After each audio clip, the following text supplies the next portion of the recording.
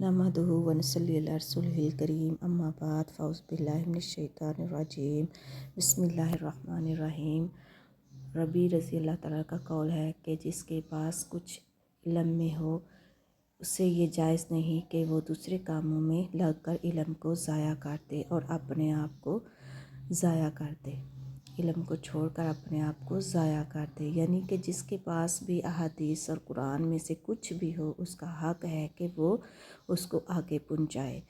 اس کے لیے یہ جائز نہیں کہ وہ دنیا کی بھاگ دوڑ میں لگا رہے اور دنیا کے کاموں میں لگا رہے اور دنیا کے کام کے لیے سارا اپنا وقت صرف کر دے اور دین کے لیے وقت نہ نکالے۔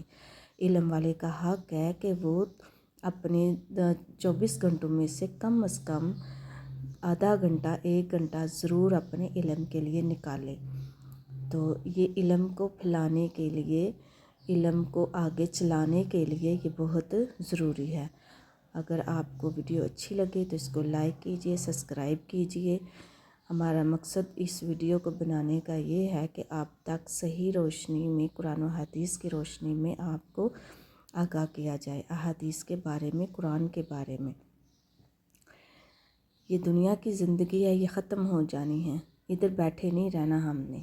آخر ایک دن ہم نے مر جانا ہے، اللہ کے ہاں جانا ہے، ہم نے ادھر اپنے ایک ایک منٹ کا حساب دینا ہے۔